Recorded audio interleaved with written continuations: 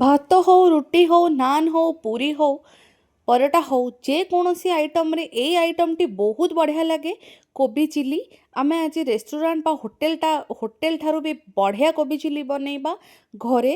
ଆଉ ତା ପୁଣି ବହୁତ ଇଜି ୱେରେ। ମୁଁ ଆଶା କରୁଛି ଆପଣମାନଙ୍କୁ ମୋ ଏ ରେସିପିଟି ଭଲ ଲାଗିବ। ନମସ୍କାର, ଗୁନୁସ୍ ଓଡ଼ିଆ କିଚେନ୍କୁ ଆପଣମାନଙ୍କୁ ଅନେକ ଅନେକ ସ୍ୱାଗତ। ମୁଁ ଏଠି ଗୋଟେ ବଡ଼ କୋବି ନେଇଛି, ଯାହା 1 କେଜିର ଅଛି। ଦେଖନ୍ତୁ, ଏଇଟା ବହୁତ ବଡ଼ କୋବି। ଏଇଥିରେ ଆମେ ଆଜି ରେସିପି ବନେଇବା। ମୁଁ ଏଇ କୋବିର ପଛପଟଟା ଆଉ ଯେଉଁ ସାଇଡ୍ ଗୁଡ଼ାକ ପତ୍ର ଅଛି ତାକୁ ସବୁ ବାହାର କରିଦେବି। ସବୁ ବାହାର କରିସାରିଲା ପରେ ଲଗଭଗ 700-800 ଗ୍ରାମ କୋବି ରହିବ। ଦେଖନ୍ତୁ, ମୁଁ ଆକୁ ମଝିରୁ ଭଲ ଭାବରେ କାଟିଦେବି। ଆକୁ ପାଖୁଡ଼ା ଗୁଡ଼ାକ ସବୁ ଅଲଗା ଅଲଗା କରିନେବି। ଆକୁ ଅଲଗା କରିସାରିଲା ପରେ ଦେଖନ୍ତୁ, ଗୋଟି ଗୋଟିକି ପାଖୁଡ଼ା ମୁଁ ସବୁ କାଟିନେବି। ଆକୁ ଏଇ ଯେଉଁ ମଝିରେ ଯେଉଁ ବାହାରେ ଏଇଟା ଟାଣ ଅଂଶଟାକୁ ଫୋପାଡ଼ିବେନି, ଆକୁ ତରକାରୀ କି ଭଜାରେ ପକାଇଦେବେ। ଦେଖନ୍ତୁ, ଏ ବଡ଼ ସାଇଜ୍ ଅଛି, ମୁଁ ଆକୁ ମଝିରୁ କାଟିନେବି। ଆଉ ୟାକୁ ସବୁ କୋବିକୁ ସମାନ ଭାବରେ ରଖିବେ, ବଡ଼ ସାନ ରଖିବେନି। ବଡ଼ ସାନ ରଖିଲେ ସିଝିବା ପାଇଁ ବହୁତ ହଇରାଣ ହେବେ। ଆଉ ଯେଉଁଟା ଛୋଟ ପାଖୁଡ଼ା ଅଛି, ମୁଁ ତା ମଝିରୁ ଗୋଟେ କଟ୍ ଲଗାଇଦେବି। ଦେଖନ୍ତୁ, ଏମିତି କଟ୍ କରିଦେବେ ମଝିରୁ, କାହିଁକିନା ତାର ଯେଉଁ ଡାଙ୍ଗଟା ଅଛି ବହୁତ ଭଲ ଭାବରେ ସିଝିଯିବ। ଏଇଟା ବଡ଼ କୋବି ଅଛି ତ ମୁଁ ଆକୁ 4 ଫାଳ କରିନେବି। ଏଇ ୱେରେ ମୁଁ ସବୁ କୋବିକୁ ସମାନ ଭାବରେ କାଟିନେବି। ଦେଖନ୍ତୁ, ଏଠି ଭଲ ଭାବରେ ମୁଁ ସବୁ କାଟିନେବି। ଏଠି ସବୁ କାଟି ସାରିଲା ପରେ ମୁଁ ଗୋଟେ ବଡ଼ ଜାଗାକୁ ଆକୁ ରଖିଦେବି। ଦେଖନ୍ତୁ, ବଢ଼ିଆ ଭାବରେ କାଟି ନେଇଛି। ମୁଁ ଆକୁ ବଡ଼ ଜାଗାରେ ରଖିକି ସବୁ ସମାନ ଭାବରେ କାଟିଛି।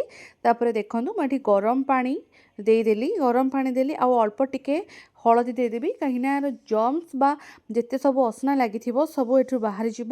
ଆକୁ 10 ମିନିଟ୍ ପର୍ଯ୍ୟନ୍ତ ମୁଁ ଆକୁ ରଖିଦେଲି। 10 ମିନିଟ୍ ପରେ ଆକୁ ମୁଁ 2ରୁ 4 ଥର ଭଲ ଭାବରେ ଧୋଇକି ନେଇ ଆସିଲି। ଏଥିରେ ମୁଁ ଦେଇଦେବି 6 ଟେବୁଲ୍ ସ୍ପୁନ୍ କର୍ଣ୍ଣଫ୍ଲୋର୍ ଦେଇଦେବି।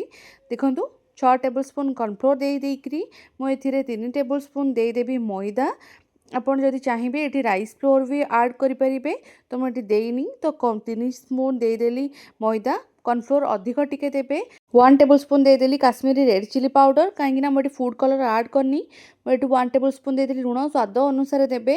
1 ଟେବୁଲ୍ ସ୍ପୁନ୍ ଦେଇଦେବି ଏଠି ଚାଟ୍ ମସଲା। ଟିକେ ଗୋଲମରିଚ ଗୁଣ୍ଡ ମୁଁ ଏଠି ଆଡ଼୍ କରିଦେବି। ଆଉ 1 ଟେବୁଲ୍ ସ୍ପୁନ୍ ଦେଇଦେଲି ଅଦା, 4ଟା ରସୁଣ ଆଉ ଟିକେ ଅଦାକୁ ମୁଁ ଏଠି ଛେଚିକି ନେଇଥିଲି। ଆପଣ ଚାହିଁଲେ ଅଦା ରସୁଣ ପେଷ୍ଟ ବି ନେଇପାରିବେ। ଅଳ୍ପ ଟିକେ ଟିକେ ପାଣି ଦେଇକରି ମୁଁ ଆକୁ ଗୋଟେ ଭଲ ଭାବରେ ଗୋଟେ ବାଇଣ୍ଡିଂ କରିନେବି, ଯେମିତି ସବୁ କୋବି ଉପରେ ଗୋଟେ ପତଳା ଲେୟାର ଆସିଯିବ।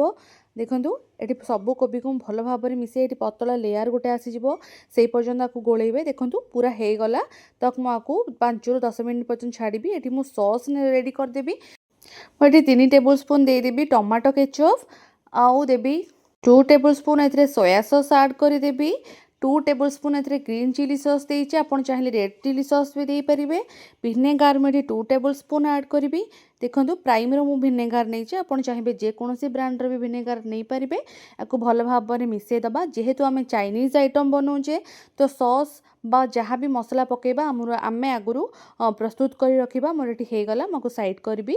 ମୁଁ ଏବେ ଗୋଟେ କରେଇ ନେଇଛି, ସେଥିରେ ଯେତିକି କୋବି ଫ୍ରାଏ କରିବା ପାଇଁ ଯେତିକି ତେଲ, ମୁଁ ସେତିକି ତେଲ ଆଡ଼୍ କରିଛି। ମୁଁ ଏଠି ରିଫାଇନ୍ ଅଏଲ୍ ନେଇଛି, ଆପଣ ଚାହିଁବେ ଯେକୌଣସି ବ୍ରାଣ୍ଡର ତେଲ ବି ଆଡ଼୍ କରିପାରିବେ। ଦେଖନ୍ତୁ, ମୁଁ ଏଠି କୋବି ସବୁ ଗୋଟି ଗୋଟିକି ପକାଇକି ଆକୁ ପୁରା ଭଲ ଭାବରେ କ୍ରିସ୍ପି ହେଲା ପର୍ଯ୍ୟନ୍ତ ଫ୍ରାଏ କରିନେବି, ଯେମିତି ଏହାର କଲର୍ ଚେଞ୍ଜ ହେଇଯିବ ଆଉ ବଢ଼ିଆ ଭାବରେ କ୍ରିସ୍ପି ହେଇଯିବ। କ୍ରିସ୍ପି ହେଲେ ଆମ ଚିଲି କୋବିଟା ବହୁତ ଟେଷ୍ଟି ଲାଗିବ। ଦେଖନ୍ତୁ, ମୁଁ ଏଠି ଏପଟ ସେପଟ କରିକି ଯେମିତି କୋବିଟା ପରଫେକ୍ଟ ସବୁଆଡ଼ୁ ସିଝିବ, ସେଇ ହିସାବରେ ମୁଁ ଆକୁ ଏଠି ଛାଣି ନେଲି। ସେମ୍ ପ୍ରୋସେସ୍ରେ ମୁଁ ସବୁ କୋବିକୁ ଏମିତି ଆଡ଼୍ କରିକିରି ସବୁ ଛାଣିଦେବି। ଏଇଟା ମୁଁ ସେକେଣ୍ଡ ପ୍ରୋସେସ୍ କରୁଛି। ଦେଖନ୍ତୁ, ସେକେଣ୍ଡ କୋବିଟା ବ୍ୟାଚ୍ଟା ଛାଣୁଛି। ତ ମୁଁ ଆକୁ ସବୁ ଏମିତି କୋବି କରିକି ମୁଁ ଭଲ ଭାବରେ ଆକୁ ଛାଣିକି ନେଇଯିବି। ଆପଣ ଯଦି ଚାହିଁବେ ଆଉ ଟିକେ ଅଧିକ ତେଲ ପକାଇକି ବହୁତ ଛାଣିପାରିବେ। ମୁଁ ଏଠି ସବୁ କୋବି ହେଇଗଲା, ତ ମୁଁ ଏଠି ସେମ୍ କରେଇ ନେଇଛି। ଆଉ ସେଇ ଯେଉଁ ତେଲ ବଳିଥିଲା ସେଥିରୁ ଅଳ୍ପ ଟିକେ ରଖିଦେଇଛି, ସେତିକି ତେଲ ଦେଇଛି। ମୁଁ ଏଠି ଗୋଟେ ରସୁଣ ବୁଦାକୁ ଏମିତି ଛୋଟ ଛୋଟ ଚପ୍ କରି ନେଇଛି। ଆଉ 1 ଇଞ୍ଚର ଅଦାକୁ ଏମିତି ଛୋଟ ଛୋଟ ଚପ୍ କରି ନେଇଛି। ଆଉ 3ଟି କଞ୍ଚା ଲଙ୍କାକୁ ଛୋଟ ଛୋଟ ଚପ୍ କରି ନେଇଛି। ତାକୁ ମୁଁ ଆଉ ସବୁ ତେଲରେ ଦେଇଦେବି। ତେଲରେ ଦେଇକି ଆକୁ ଭଲ ଭାବରେ ଟିକେ ଭାଜିଦେବି, ଯେମିତି ରସୁଣ ଆଉ ଅଦାର କଞ୍ଚା ସ୍ମେଲ୍ଟା ଯିବ ହରି, ସେଇ ପର୍ଯ୍ୟନ୍ତ ଭାଜିବି, ବହୁତ ପୋଡ଼ିବିନି।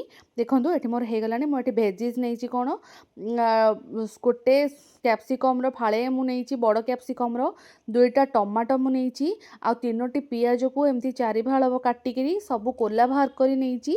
ଆପଣ ପିଆଜ ଟିକେ ଅଧିକ ଦେଲେ ତ କୋବି ଚିଲିଟା, ଯେକୌଣସି ଚିଲି ଆଇଟମ୍ରେ ପିଆଜ ଅଧିକ ଦେଲେ ଟିକେ ଭଲ ଲାଗେ। देखो मुझे पियाज ऐड करदेवी आउ आपको टिके जमी ट्रांसपारेंट हो पर्यंत भाजी बहुत बहुत सिझेबिनी पियाजर कंचिनेस रहा निहाती दरकार चिली कोबी बा जेकोसी चिली आइटम रे पियाज भल लगे एटी मुझे कैप्सिकम आउ टमाटो टमाटो को भी सेमती जस्ट तार कंचा फ्लेवर जावा पर्यंत मुझे भाजी टिके जल्दी हाँपाई मुझे लुण ऐड करदेवी मु पकई लुण कोबी जिते करी से पकई आउ एबे टिके लुण ऐड कली सोया सॉस रे भी लुण थाए एठी मु हो गला मोर कैप्सिकम आउ टमाटो पियाज सब हो गला तो मुझे सॉसटा को टिके गोले नेली आउ तापरे सब सॉस गुड़ाक एठी मु देकरी से सॉसर जगह टिके धोईदेली पानीटा देदेली तापरे देखंतु माको भल भाव में मिसई नेबी। तो बंधु आपण माने जदि मो वीडियो को पसंद करुथिबे तो लाइक करंतु शेयर करंतु चैनल नुआ थिले चैनल को सब्सक्राइब कर देबे फेसबुक पेज देखुथिले फॉलो करबा को जम्मा भी भूलिबेनी मोटी हाफ टेबल स्पून दे देली गोलमरिच गुंड आउ गोटे देइछि एठी मैगी मसाला ऑप्शनल अछि आपण चाहिले ऐड करिवे नल भी न कले भी चलिबो एमितिरे भी टेस्ट भलो आसीबो माको सब पकेकी की भल भाव में मिसई देबी मु एठी अध ग्लास खंडे पानी देवी टिके कोबीटा टिके अधिक अच्छी तो मुझे अध ग्लास पानी देवी देखो पानीटा दे सारा पर मुझे भल भाव में मिसई देवी ये फुटिला तो मुझे 1.5 टेबल स्पून देदेवी कॉर्नफ्लोर देकी अल्प टिके पानी ऐड करके ये गोटे भल भाव में गोटे पतला स्लरी गोटे बनईदबा जमती आमर चिली रे तो बढ़िया लगे ग्रेवीटा भल आसो टिके थिक हो देखो मुझे देकी आपको भल भाव में मिसई देली मुझे टिके धनिया पत्र ऐड करदेवी आपन चाहिए जदि पुदीना पत्र भी थी आपन पाखे टिके ऐड करेंगे तार भी टिके बढ़िया फ्लेवर आसो